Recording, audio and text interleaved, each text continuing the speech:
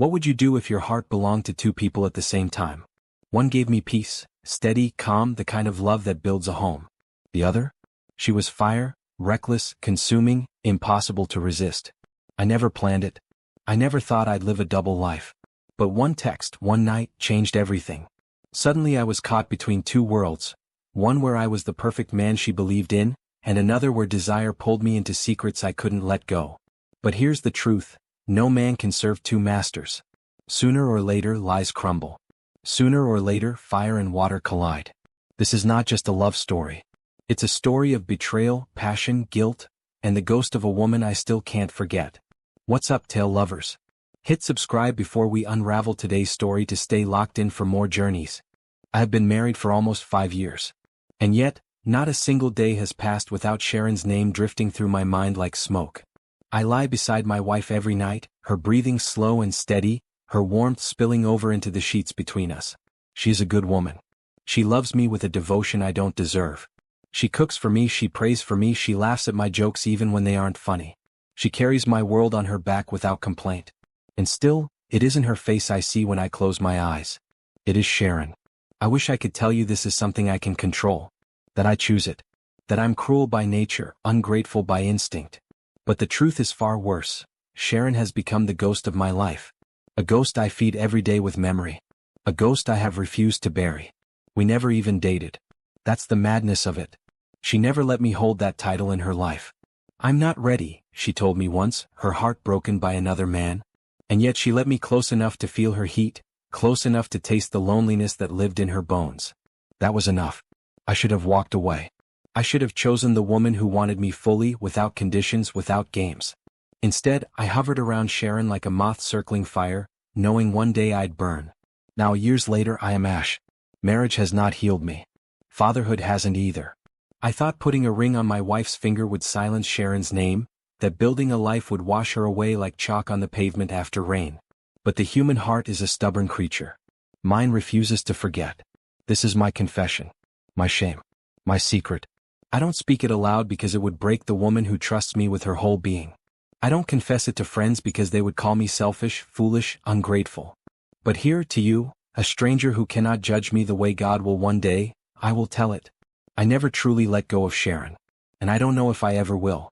We met online. That's how it began. A chat box, a few jokes, a late-night exchange that stretched until morning.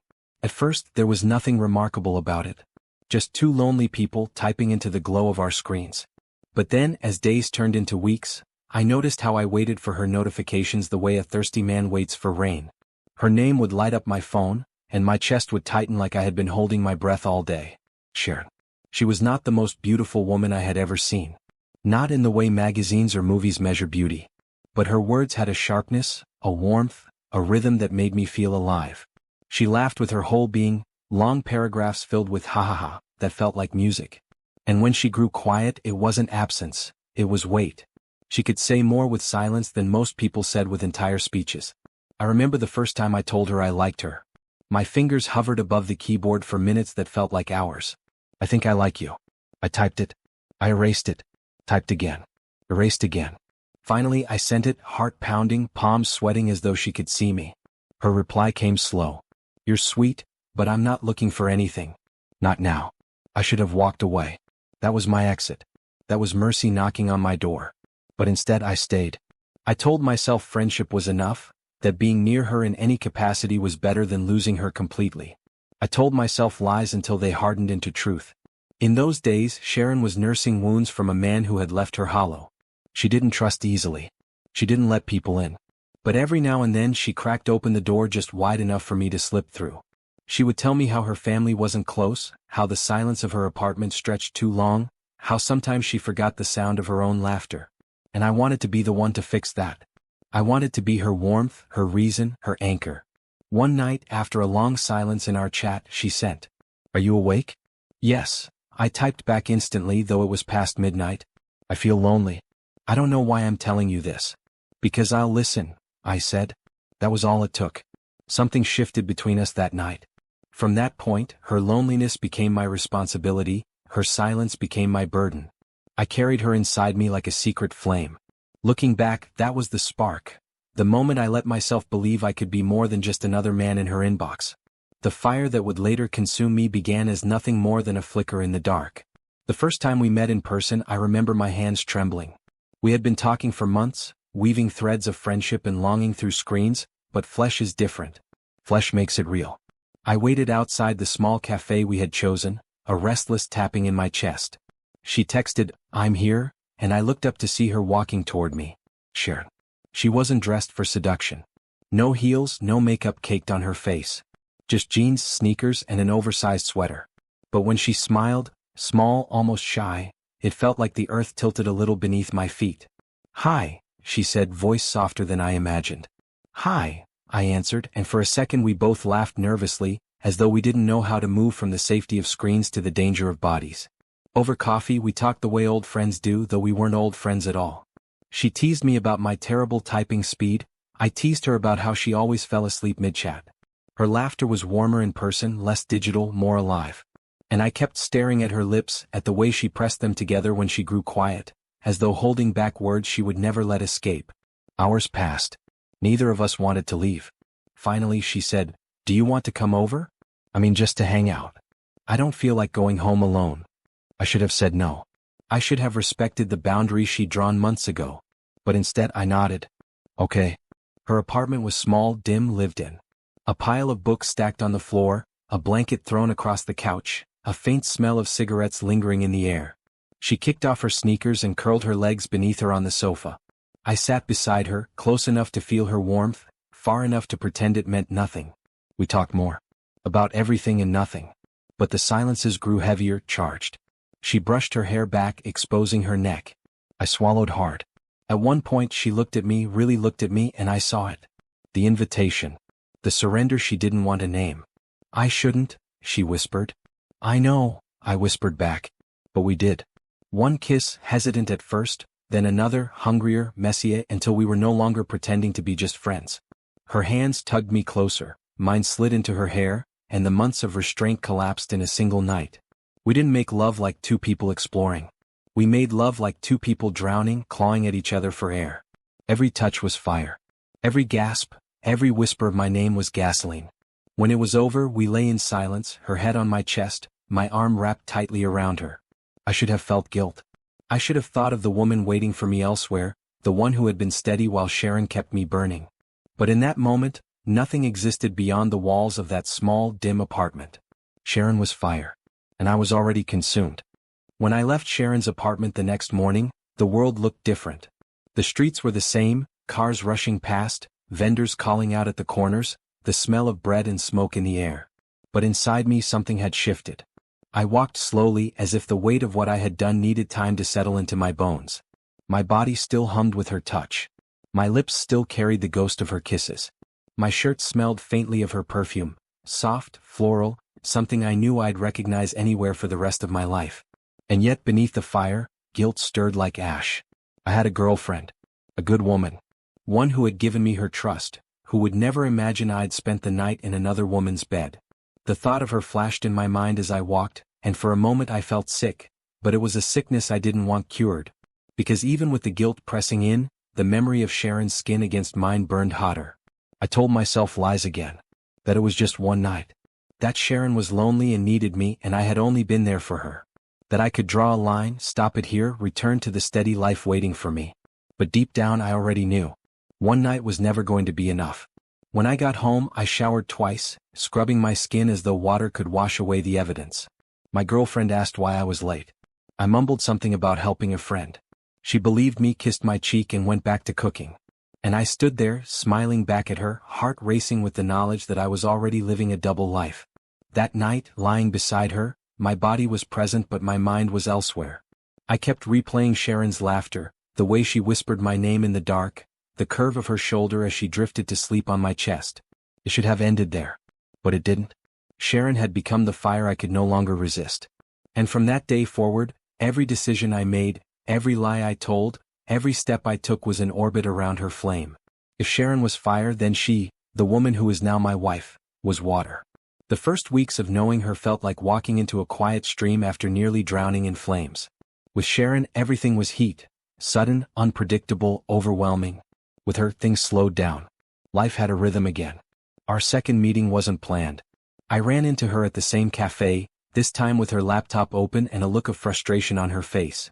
"Wi-Fi's down," she muttered when I glanced at her screen. I smiled. "That's the cafe's way of telling you to talk to me instead." She laughed then, not loud, not reckless, but the kind of laugh that settled into you like a warm drink on a cool morning. She shook her head. "You're trouble, aren't you?"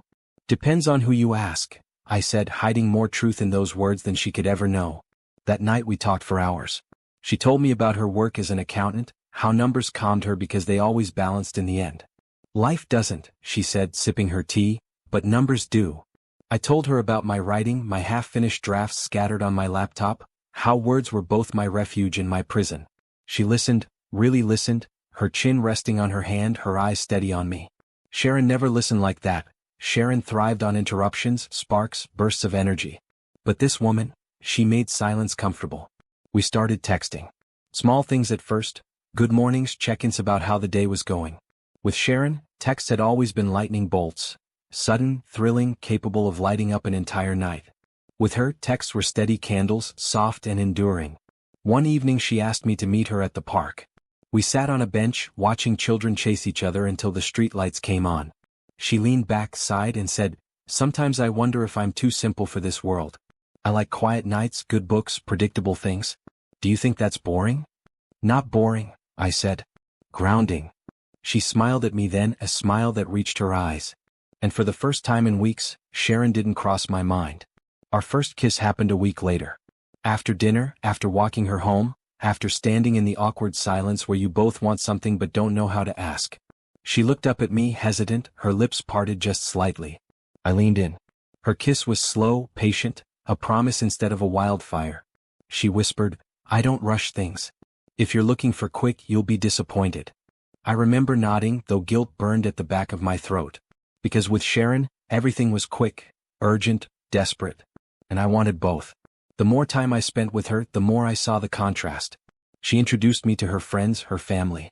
She made plans for the future, vacations, maybe a home together one day. Sharon never talked about the future. Sharon lived in the now, and the now was intoxicating but fleeting. With her, I felt seen in a different way. Not as the man she desired for a night, but as the man she could build a life with. She made space for me in her world without demanding I burn for her. But late at night, lying beside her after long conversations and gentle kisses, Sharon's ghost always returned. I would close my eyes and see Sharon's laughter, hear Sharon's voice, feel Sharon's fire. It was then I realized the truth I refused to name. I wasn't choosing between them. I was trying to keep both. And somewhere deep down I knew, this balance couldn't last forever. In less than an hour my phone buzzed. Sharon asking where I was. Sharon telling me she couldn't sleep. Sharon pulling me back into her fire. Two women. Two worlds. One offered peace, the other passion. One gave me stability, the other set me ablaze. And I, selfish as I was, wanted both. When I left my girlfriend's apartment that night, she hugged me at the door, whispered, "Drive safe, love." And the moment I sat in my car, my phone lit up again. Sharon's name. Sharon's words. "Come over?" I stared at the screen, my heart racing, my chest heavy. And in that split second, I made the choice that would define everything that followed. I texted back. "On my way." And just like that, the double life began. I told myself lies at first. That it was temporary. That I could balance both until the choice became clearer, until one of them pulled ahead in my heart. But days turned into weeks and the weeks into months. And somehow I kept both flames alive. With Sharon it was fire as always. Midnight drives to her place. Bodies pressed against walls, laughter between sheets, arguments that turned into kisses, silences that burned louder than words. She never asked about the other parts of my life. And I never offered. That was our unspoken contract. No strings, no questions. Just us whenever the world grew too quiet. With her, the woman who would become my wife, it was water. Sunday afternoons in the park. Long phone calls about our dreams. Gentle kisses at her door. Meeting her friends, her family. With her, I was the man I wanted to be seen as, dependable, trustworthy, good. But inside I knew the truth. I was two men split down the middle. The lies piled up like bricks. Working late. Helping a friend. Bad traffic. Excuses that slipped too easily off my tongue. Each one small, almost harmless on its own. But together they built a wall between who I was and who I pretended to be. And yet, I got addicted to it, the rush of moving between worlds, of knowing I could step from one into the other with a single text. Fire one night, water the next. Desire in one hand, devotion in the other. But it was exhausting too. I would leave Sharon's place at 3 a.m., shower twice, then meet my girlfriend for breakfast at 9. My body was present with her, but my mind drifted back to Sharon's laughter, Sharon's heat. And when Sharon kissed me, I sometimes thought of the quiet steadiness I had left behind in that other apartment. I was juggling, yes, but I was also unraveling. Monday nights with my now wife. Dinner, laughter, planning our future. Friday nights were Sharon's, raw, unpredictable, a fire that swallowed me whole. In between, I filled the cracks with lies. I learned to carry two sets of memories in my head. When she asked, "What did you do last night?" I'd summon a safe memory, working late, grabbing drinks with an old friend, catching up on a book. When Sharon asked, "Who's been keeping you busy?" I'd deflect with a grin, whisper something that turned her suspicion into hunger. But every lie is a seed. And seeds grow. One evening, my girlfriend and I went out to dinner at a small restaurant near the edge of town. We sat by the window eating jollof rice, talking about her younger sister's engagement. She was glowing, already making plans for us to visit her family together. My phone buzzed in my pocket. Once, twice, again. I didn't need to look. I already knew. Sharon. I shifted in my seat, muttered something about work and silenced the phone. But a part of me burned, restless, torn in half. "Everything okay?" she asked, her fork pausing midair. "Yeah," I said quickly, forcing a smile. "Just work." She believed me. She always believed me. And that belief, her trust, cut deeper than suspicion ever could. Later that night, after I dropped her home, I drove straight to Sharon. She opened the door before I knocked, her arms wrapping around me like fire pulling oxygen. "You've been ignoring me," she said, half teasing, half accusing. "I've been busy," I murmured, kissing her, trying to silence the truth in her voice. But she pulled back, studying me with those sharp eyes. "Busy with what, exactly?" Her tone was light, but her gaze wasn't. It was searching. And for the first time, I felt my carefully balanced worlds begin to tilt. Over the next few weeks, the tension grew. Sharon started asking questions she never used to ask. "Where do you go when you leave here? Why do you never stay the night? Who do you text when you think I'm not looking?" I lied every time. But lies don't erase suspicion, they feed it. And then came the night it all began to unravel. I was at Sharon's, half asleep in her bed, when my phone buzzed. I reached for it without thinking. Too slow. She saw the name on the screen. "Take it," she said, her voice low, flat. Too calm. That kind of calm that comes after the fire, when everything is already burning to ash. "Sharon, it's not." "Don't lie," she snapped, her eyes sharp with a fury I had never seen in her before. "Don't you dare stand here and feed me one more lie." I swallowed hard. My tongue felt heavy, my mouth dry. The lies I had mastered, the excuses I had perfected, they all deserted me in that moment. I could only stand there, caught between silence and guilt. Her voice cracked as she went on. "All this time, I thought I was protecting myself. I told you I didn't want a relationship, not after what I went through. But you," she pointed at me, her hand shaking, "you knew how I felt. You knew I let you in anyway. And still, you were hers." "Sharon, listen." I tried again, but the words were useless. "No, you listen," she cut me off, her voice rising. "You were the one thing I thought was mine. Just mine. And now I see you were never mine at all." She turned away, pacing the room, her arms folded tightly across her chest. The woman who had always been so sure of herself now looked undone, fragile in her anger. "I gave you my body. My nights. My trust," she said, her voice breaking on that last word. "And you gave me lies. All this time, lies." I stepped toward her, desperate. "It wasn't lies, Sharon. What I feel for you is real." She spun on me, eyes blazing. "Real? Then what the hell is she?" The silence that followed was the loudest sound I had ever heard. I had no answer. Because the truth was brutal, they were both real. My love for Sharon. My care for her. My desire to protect her, even from myself. And at the same time, the gentle, steady bond one had built with my wife, the one who trusted me completely. Two truths tearing me apart. Sharon saw the hesitation in my face. That was all she needed. Her shoulders slumped, and for the first time, her fire dimmed. "Get out," she whispered. "Sharon, please." "Get out," she screamed this time, her voice raw, jagged. "Before I burn this whole place down just to erase you from it." I froze, then gathered my things. My shirt, my shoes, my phone. Each movement felt heavier than the last, as though gravity itself had turned against me. At the door I turned back. She was standing in the middle of the room, arms wrapped around herself, her chest rising and falling fast. Her eyes were wet, but she refused to let the tears fall in front of me. "I'm sorry," I said, though the words were pathetic, too small for the ruin I had caused. Her voice was low, trembling. "Don't ever come back." And then the door closed between us, the sound echoing like a final verdict. I walked into the night, my heart split, my world caving in. For the first time since I met Sharon, the fire was gone. And in its place, only ghosts remained. It's been 5 years. That's how long it's been since Sharon closed the door on me, her voice sharp with hurt, her eyes brighter than any fire we ever made together. And yet, not a day passes where I don't feel her shadow pressing against my chest. I live in two worlds still. Outwardly, there's the one everyone sees, the life I built with my wife, the good woman who has given me her laughter, her trust, her family, her future. Dinners at our table. Holidays. The way she reaches for my hand during prayers, steady and unshaken. She is water, calm, clear, life-giving. And then there's the other world. The inner one. The one no one else sees. In that world, Sharon still exists. She lives in the edges of my memory, flickers in the pauses of conversation, sneaks into dreams I cannot control. Sometimes it's her laugh that comes first, reckless, loud, alive in a way the world could not ignore. Sometimes it's her silence, heavy and charged, that fills my ears. Sometimes it's her skin against mine, the fire of it, so vivid I wake in a sweat beside the woman I swore to love. This is the curse of loving two people in different ways.